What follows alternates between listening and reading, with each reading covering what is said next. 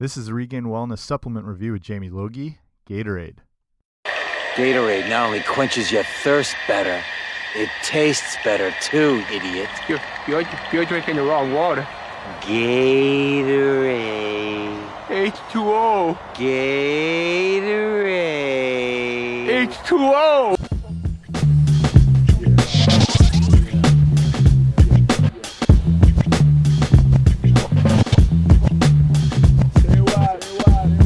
Hey guys, what's happening? Welcome back to the Regained Wellness Supplement Review with Jamie Logie. That's me. I'm here basically over the years, I've spent a lot of time working in gyms that have nutrition stores in them. I've managed nutrition centers. I've been exposed to hundreds, if not thousands, of different supplements and products. So I'm trying to take that insight and pass it on to you here to give you reviews on things that are good, things that maybe are crap, things if you have questions about them, if you think it's worthwhile. The main thing being, like, a supplement is exactly what that means. It's a supplement, and it shouldn't take the place of your, hopefully real whole foods based diet, eating as clean as possible. But then after a while, supplements can have a place after that. And thanking Bobby Boucher for kicking off the show here, which is what we're talking about today. Gatorade, not technically a supplement, but probably the most used inadvertent supplement there is in all aspects of sports, fitness, exercise, whatever. I don't think any, even whey protein powders, I don't think can hold a candle to how much Gatorade is used in a supplement means. So I'm going to talk all about that, what Gatorade is, where it comes from, if it's beneficial, should you be avoiding it, how to use it, all that good stuff. So, okay, let's go. So like we heard in the Water Boy, there's always been the question if Gatorade is actually a replacement for water, and should it be, whether you're competitive athletes, if you're a weekend warrior, if you're playing flag football, or if you're in the gym, or if you're going for a run or hike or biking, or should your kids use it during soccer half times and stuff like that. And that's, with probably one of the most aggressive marketing campaigns of any product, except for the usuals like Coke or Nike or whatnot, Gatorade has kind of elevated itself to being considered like a secondary water, if not a primary form of hydration. So let's, and you might be wondering if it is a replacement at all for water, but there are a lot of sports drinks out there now, but Gatorade does account for 75%, sorry, of the market. So most of my information will be based around that. There's a real explosion of energy-based drinks as well too, which are a whole other issue that I won't touch on. But we're talking about like just straight water replacement type beverages. We'll look at Gatorade specifically. So they can have a role, which I'll get to in a little bit, but just going back over where it all came from, you probably heard this story before, but Gatorade was invented by a Canadian named Robert Cade, who was looking to create a replenishing beverage for the football players at the University of Florida, who are called the Gators. So just in case you didn't know that connection, Gatorade, it was a beverage to aid the Gators. There you go. Now you have that piece of trivia for the rest of your life.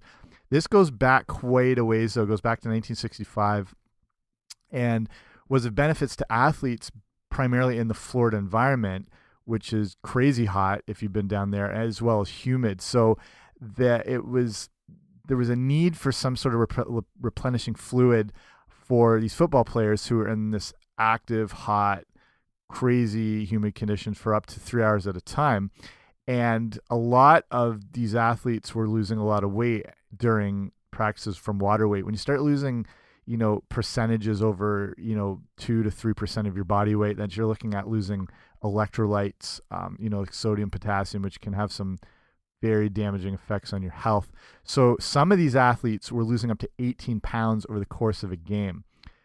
Granted, if you're a lineman that weighs 320 pounds, that's still a significant percentage, so that wouldn't, that 18 pounds wasn't across the board. I'd say with the average sport, there's a lot of water that's lost during performance. NHL hockey players are seen to lose anywhere from 4 to 5 pounds during a game.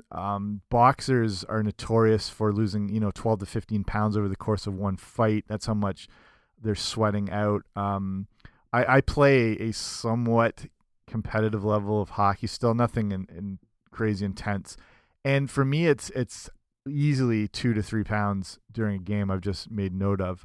And these are far less intense than any pro level. So this is what's happening to the Florida Gators football team. They're losing all this water weight. So severe, when I was talking about the electrolytes, primarily sodium and potassium, severe dehydration when you're getting into this range leads to things like low blood pressure, shock, collapse, seizures, comas, even death. Every year, honestly, it seems like when you hear about the NFL training camps, not all the time, but you hear of these guys that are dropping dead from exercising in this extreme heat, losing all this water weight, not replenishing it. This is what when or people run marathons or any hot weather activity, when people are dying, it's because of the loss of electrolytes, and that's what happens.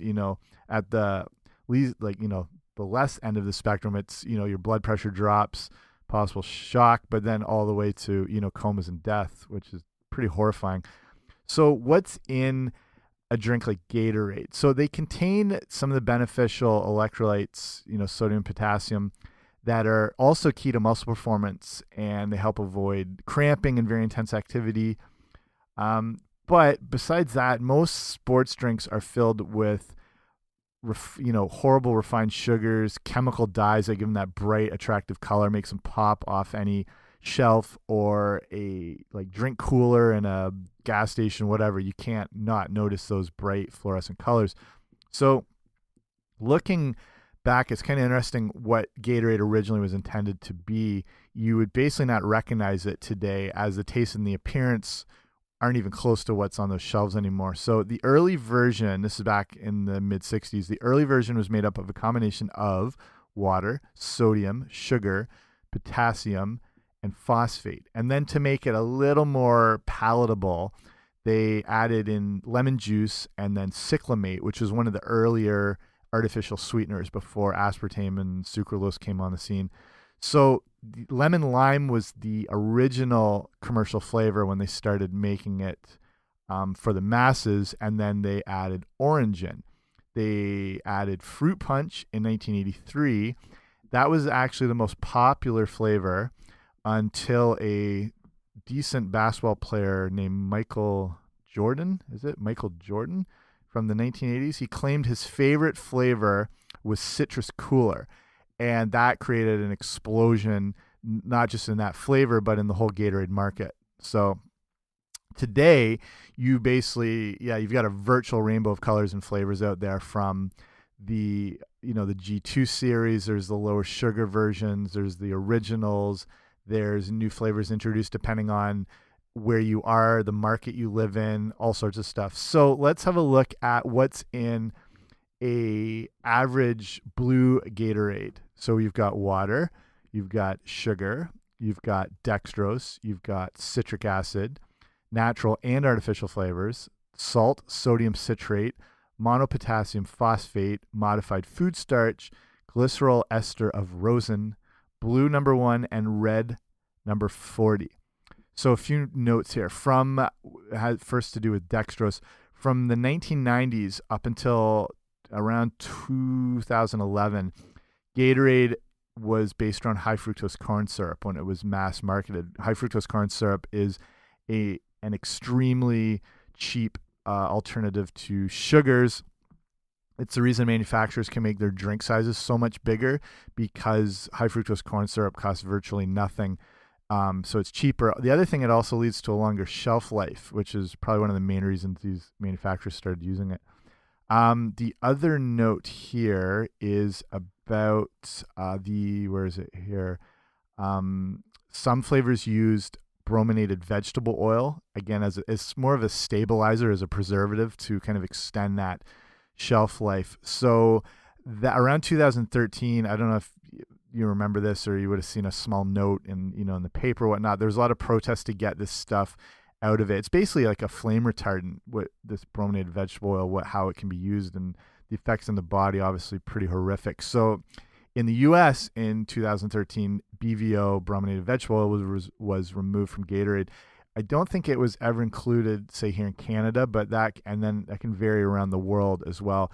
More like countries in Europe, especially like the UK and whatnot, they're very conscious of these additives and these type of things, and they've never been allowed ingredients, so they're probably never there in the first place.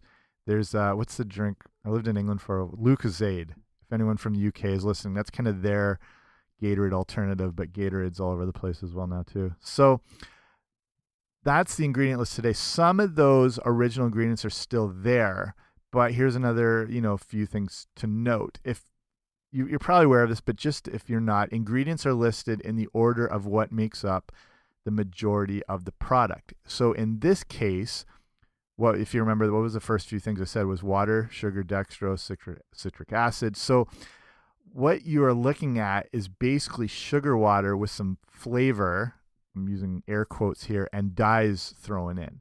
So problem with artificial flavors is you can just list artificial flavor just like that, 2 words, artificial and flavor. But that artificial flavor can contain dozens and dozens of ingredients that do not have to all be listed, but fall under the title of artificial flavor. Or it could say, a good example I like to use is, say, Burger King. I don't know why I always go to this one. Burger King strawberry milkshake uses artificial strawberry flavor. That's all that's listed. That one ingredient contains 53 different ingredients. They don't have to list those all. They can just put it as artificial strawberry flavor. And then the problem with those dyes, so blue number 1, red number 40, obviously there to give the drink a more attractive and appealing look. Some of these food dyes have been seen to cause things like ADHD in kids, a few different issues, especially I think it's the yellow number 5, which they've just removed from Kraft macaroni and cheese because it's just linked to a lot of these issues, especially with kids. So who is a Gatorade for? I would say in the case of the average person, a Gatorade is probably not going to be necessary, and most of your workouts are not going to be severely depleting you of electrolytes. Not dissing your workouts, but it takes quite a bit to severely wipe yourself of these things unless you're doing, like the 3-hour outdoor hill runs and training and stuff like that. And then the problem is if your exercise is not that intense, if you see someone at a gym and they're doing a 20-minute workout on a treadmill at a very slow pace, and then they've got a Gatorade there with them, you're actually counteracting your work with the large amount of calories and sugar in a Gatorade. And again, that tends to come from those, glucose, fructose, dextrose, rapidly absorb insulin spiking drinks. So the average workout on a treadmill might burn, not a lot of calories if you're looking at that. Calories is kind of an imperfect science, but just to look at number wise, say you burn 120 calories over the course of 20 minutes. If you're going at a very slow pace, it's really not that much of a workout. Then you have this Gatorade, which can have upwards of, 140, 180, upwards, depending on the size, 200 calories. So you've just kind of reversed what you've done there, kind of defeating the whole purpose. So for myself, I'll try to use it sparingly. I won't lie, I've used Gatorade a lot over the years, but as I've learned more about it, I know there's potentially a time and a place, and it's never the number one choice. So in average workout situations, water, hands down, is still going to be your best friend if your goal especially is to be active, strong, performance-based. When you do get dehydrated with a lack of water, it affects things like performance, and it affects cognitive function. So that's why a lot of athletes when they're making these stupid decisions later in a game, like if you watch during the playoffs, and these players are doing sometimes things they never normally do. It's a lot of times that's linked to the dehydration issue, which affects your thinking and your perceptions and stuff like that. So, like I said, myself, I play in this, relatively competitive hockey league still, and I do a lot of high intensity workouts. And in the summer, I like to do, a lot of sprints outside, a lot of biking. And yeah, I love that hot weather training. In these situations, if there's not a better choice, I'll use a Gatorade again, because if I'm just drowning in my own sweat, I know that's a loss of those electrolytes again. I'm probably not going to the point where I'm going to, drop into shock, but I want to, not cramp up and still go hard. So in those situations, I will mix it though. I'll go half and half with water just to limit that sugar amount. But more often than not, I always stick with water. To me, a better choice if you're looking, if your exercises are intense, you're playing sports, whatnot, if you want to go with the natural Gatorade, that's coconut water. And coconut water is incredible, incredible stuff and a perfect substitute for a Gatorade, and also can provide quite a lot of health benefits too. So I'd say for yourself, I would ditch Gatorade altogether unless you know you're going to be, I don't know, depending on what your lifestyle's like. Say you're doing this crazy hard 4-hour hike in Nevada in the summer and it's going to be sweating. Yeah, it's probably an okay choice in that situation, just to kind of keep those fluids in you. Again, water's still going to be at the forefront, but when you are sweating uncontrollably, you can be pretty sure you're losing a lot of sodium, potassium. And again, the problem with Gatorade is it doesn't actually have that much potassium in it. Sodium's not hard to include as an ingredient, but Gatorade seems to not really have the super decent levels of potassium. So be wary of that. So in those situations, I would go for the coconut water, and you can find a lot of good flavored ones now too, where they'll be flavored like pineapple or a mango. Yeah, that would probably be your best bet in combination with water. Do not forget water. If it's intense exercise, make sure it's a couple cups before. Sip it during. You don't want to be chugging water during an exercise. Same thing can lead to cramping. It's like flooding your body. Same way like watering a plant. You don't just dump a ton of water on it. You kind of, slowly sprinkle it in with a watering can or whatnot. And then again, drinking at least a cup or, large glass or two after the workout, if it's been noticeably intense and sweaty. So that's what I would say for Gatorade. Not needed. I don't see any reason for kids to be drinking Gatorade. It's basically a carbonation-free, caffeine-free Coke. That's what you're drinking with a Gatorade. So for a kid, yeah, I really wouldn't worry. Again, if they were playing, say super intense soccer, football in the summer months, and they're sweating a ton, you can see it, they're looking dehydrated, I would maybe do that, half water, half Gatorade at that point. But again, try to avoid it for a kid. Better go, to go coconut water, something like that. So that's it. I'll wrap it up on Gatorade right there. If you use it or if you have any more questions, feel free to write me at info@regainedwellness.com. Or if there's other supplements you want to see reviewed, I've got tons I'll be covering, but if there's something specific you've either tried or you're going to try and you want to know, I'm pretty sure I've tried it already, or I can and give you a honest review. So if you did like this show, please subscribe. If you're probably listening on a phone or something like that. If you haven't subscribed already, it's not too hard. Just hit that subscribe button.